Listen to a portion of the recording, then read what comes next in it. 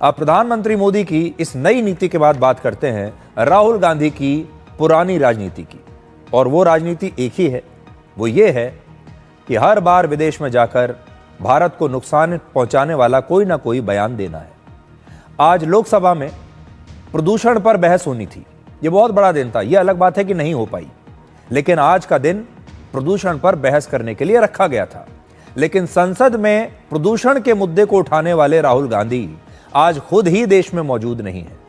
Rahul Gandhi Germany की यात्रा पर थे। वहां उन्होंने गाड़ियां बनाने वाली मशहूर जर्मन कंपनी BMW के एक शोरूम और प्लांट का दौरा किया। राहुल गांधी ने यहां भी वही गलती की जो अपनी हर विदेश यात्रा के दौरान वो करते हैं। यहां भी वो विदेशी भूमि पर खड़े होकर, एक विदेशी कंपनी के प्लांट में खड़े होकर भारत की आलोचना कर रहे थे। वो भारत की लोकसभा में लीडर ऑफ ऑपोजिशन हैं, यानी नेता प्रतिपक्ष हैं। लेकिन इसका मतलब ये नहीं है कि किसी दूसरे देश में जाकर भी वो एक विपक्षी नेता की भूमिका निभाएं और मोदी सरकार की आलोचना करने के चक्कर में भारत की कमियां निकालने लगे। असल में राहुल गांधी जब बाहर जाते हैं तो उन्हें थोड़ी देर के लिए राजनीति बंद कर देनी चाहिए। एक नेता प्रतिपक्ष के तौर पर सोचना बंद करके वो सिर्फ एक सच्चे भारतीय की तरह अगर सोचें तो शायद वो ऐसा नहीं करेंगे। कांग्रेस पार्टी ने खुद सोशल मीडिया पर राहुल गांधी की इस जर्मनी यात्रा का वीडियो पोस्ट किया है, जहां वो BMW के प्लांट में दिखाई दे रहे हैं, शोरूम में दिखाई दे रहे हैं। और राहुल गांधी इस वीडियो में कह रहे हैं कि भारत में प्रोडक्शन और मैन्युफैक्चरिंग गिर रही है, जिसे ठीक करने की जरूरत है। आगे बढ़ने से पहले आप राहुल गांधी का ये वीडियो देखिए। We went and saw the BMW factory. Fantastic experience. And I was particularly excited to see that they've got a 450cc bike that TVS has made with them. So I think that's going to do well. Good to see that Indian flag is flying there. India needs to start producing. Production is the key for the success of any country. And our manufacturing is declining. It should actually be going up. तो कह रहे हैं कि हमारी जो manufacturing है वो decline कर रही है, यानी वो कमज़ोर हो रही है। इस दौरान राहुल गांधी को वहाँ कुछ भारतीय भी मिले, जिन्होंने भारत के लोग जो वहाँ पर थे उन्होंने कुछ फ़ोटो भी खिंचवाई उनके साथ। लेकिन राहुल गांधी भारत के लोगों के साथ फ़ोटो तो खिंचवा रहे हैं, लेकिन वहाँ पर बात ऐसी कर रहे हैं जिससे हर भारतीय को शर्मिंदा होना पड़ेगा। राहुल गांधी का दावा है कि भारत में मैन्युफैक्चरिंग सेक्टर में गिरावट आ रही है। तो चलिए सबसे पहले आज हम इसी दावे का एक फैक्ट चेक करते हैं। सबसे पहले आपको बताते हैं कि ये मैन्युफैक्चरिंग सेक्टर होता क्या है, जिसके बारे में राहुल गांधी कह रहे हैं। आसान शब्दों में कहें तो जो सामान फैक्ट्रियों में बनते हैं वो सभी मैन्युफैक्चरिंग का हिस्सा होते हैं। किसी भी चीज़ का अगर हम निर्माण कर रहे हैं तो वो मैन्युफैक्चरिंग सेक्टर में है, जैसे इलेक्ट्रॉनिक्स, ऑटोमोबाइल, केमिकल, डिफेंस और फार्मा जैसे उद्योगों को मैन्युफैक्चरिंग सेक्टर में शामिल किया जाता है। हमारे देश में पिछले 10 वर्षों में इनमें से कुछ उद्योगों का कैसा प्रदर्शन रहा है, कुछ आंकड़े आपको दिखाते हैं। सबसे पहले इलेक्ट्रॉनिक गुड्स की बात करते हैं।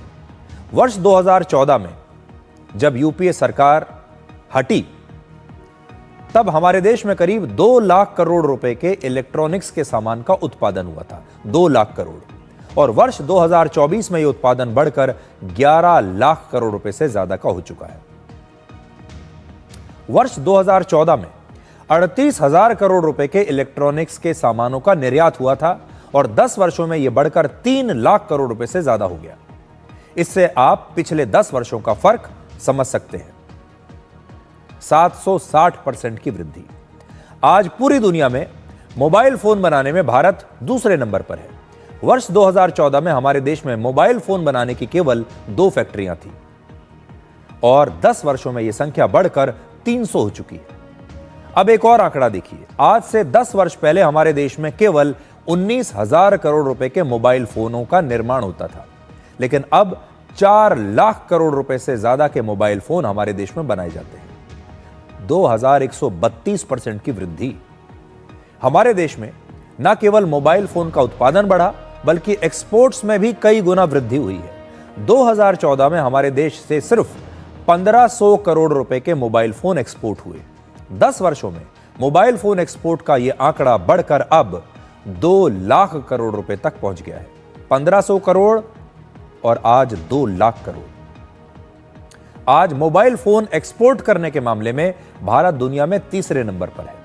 अमेरिका को स्मार्टफोन निर्यात करने में भारत ने चीन को भी पीछे छोड़ दिया है। मैन्युफैक्चरिंग सेक्टर का एक और बहुत बड़ा हिस्सा है डिफेंस सेक्टर।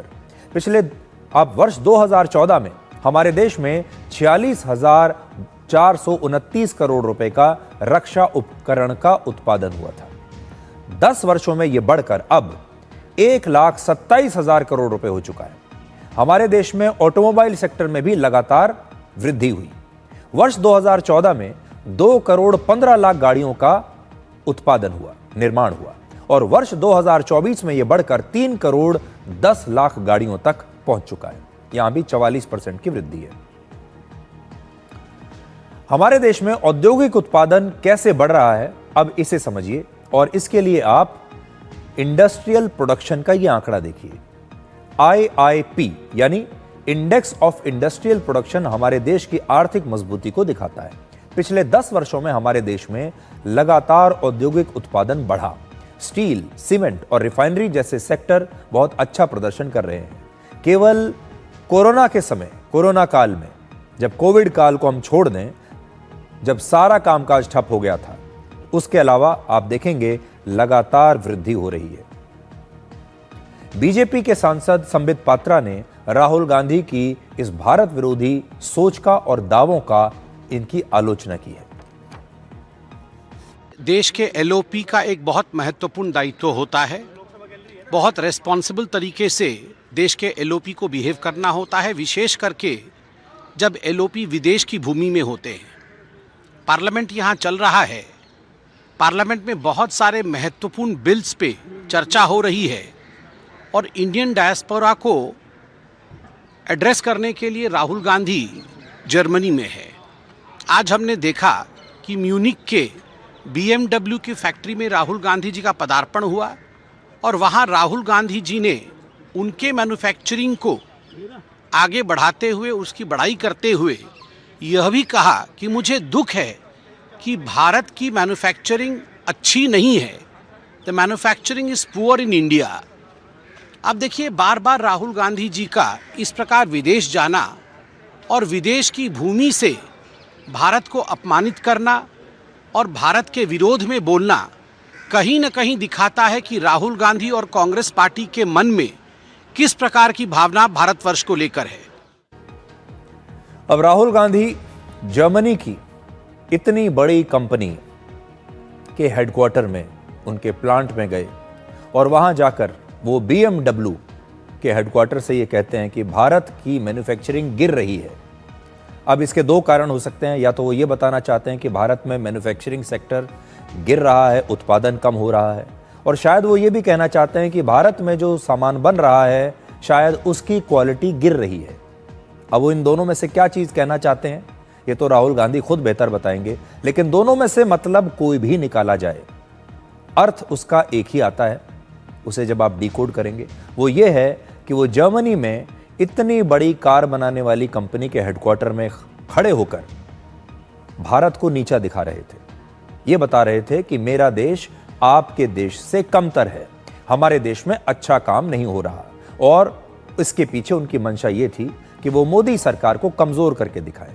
वो ये दिखाएं कि प्रधानमंत्री मोदी अच्छा काम नहीं कर रहे और उनके शासनकाल में भारत में बहुत कमजोरी आ रही है। वो ये बताना चाहते थे। वो ऐसा इसलिए कहना चाहते हैं क्योंकि वो नेता प्रतिपक्ष हैं, और विपक्ष का तो काम ही है सरकार की आलोचना करना। लेकिन वो हर बार ये भूल जाते हैं कि मोदी की आलोचना करते करते वो भारत की ही आलोचना करने लगते हैं। आज वो ये समझने लगे हैं कि जब वो भारत को नीचा दिखाएंगे तो प्रधानमंत्री मोदी को नीचा दिखाने के लिए ये काम आएगा, और इसलिए उन्हें ये कन्फ्यूजन है। अब वो प्रधानमंत्री मोदी को नीचा दिखाते दिखाते भारत को ही नीचा दिखाने लगे हैं।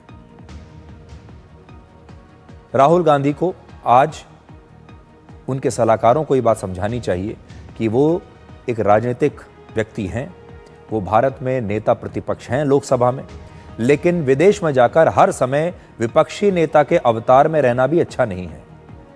हर समय विपक्ष की बात करना, राजनीति की बात करना भी अच्छा नहीं है। अच्छा ये होता कि राहुल गांधी जब वहां पर गए हैं जर्मनी में, तो वहां खड़े होकर वो भारत की कुछ तारीफ भी कर देते। वो भारत के लिए कुछ अच्छी बातें भी कहते और एक सच्चे भारतीय की तरह वो बात करते। राहुल गांधी के जर्मनी वाले वीडियो में आपने एक और खास बात नोट की होगी।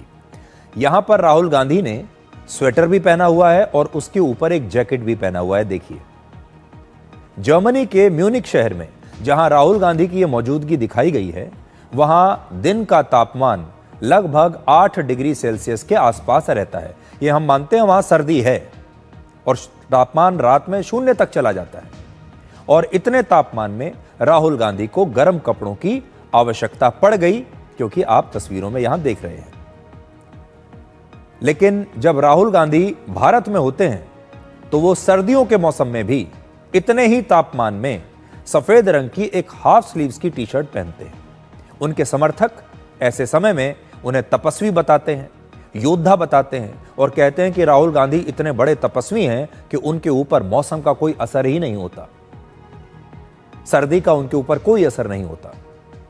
ऐसा ही दावा किया जाता है कि एक तपस्वी और योद्धा को कभी ठंड नहीं लगती। अब आपको राहुल गांधी की लगभग 3 साल पुरानी यह तस्वीर दिखाते हैं। यह तस्वीर जम्मू कश्मीर के उधमपुर की है। तारीख है 24 जनवरी 2023। उस समय राहुल गांधी भारत जोड़ो यात्रा पर निकले थे। उस दिन उधमपुर का जो तापमान है वो 3 से 7 डिग्री सेल्सियस के बीच था, यानी लगभग उतना ही तापमान जो जर्मनी के म्यूनिक में आजकल चल रहा है। लगभग थोड़ा बहुत 19-20 का फर्क हो सकता है, लेकिन इतनी ही सर्दी थी जितनी कि जर्मनी में म्यूनिक में अभी रही होगी। और उस दौरान राहुल गांधी केवल एक हाफ स्लीव्स की टी शर्ट में नजर आए थे। आप यहां देखेंगे कि बड़ी संख्या में जो लोग उनके साथ चल रहे हैं, सभी लोगों ने जैकेट पहनी हुई है, सभी लोगों ने गर्म कपड़े पहने हुए हैं। अगर आप देखें राहुल गांधी को, सिर्फ राहुल गांधी अकेले ऐसे व्यक्ति हैं जो एक हाफ स्लीव्स की टी शर्ट में चल रहे हैं। लेकिन उनके साथ जितने भी लोग हैं, सब ने गर्म कपड़े पहने हुए हैं। अब ठंड को लेकर राहुल गांधी क्या सोचते हैं, उनका ये पुराना बयान सुनिए। ये आपने स्वेटर क्यों पहन रखा है? नहीं, इसका कारण ये नहीं है। इसका कारण ये है कि आप सर्दी से डरते हो। इसका कारण नहीं है कि सर्दी है, आप सर्दी से डरते हो। मैं सर्दी से डरता नहीं हूं, सीधी सी बात है। तो राहुल गांधी जब भारत में होते हैं तब वो सर्दी से बिल्कुल नहीं डरते, लेकिन जब विदेश में जाते हैं तो सर्दी से वो डर जाते हैं। हम तो ये तस्वीरें देखकर यही कहना चाहेंगे।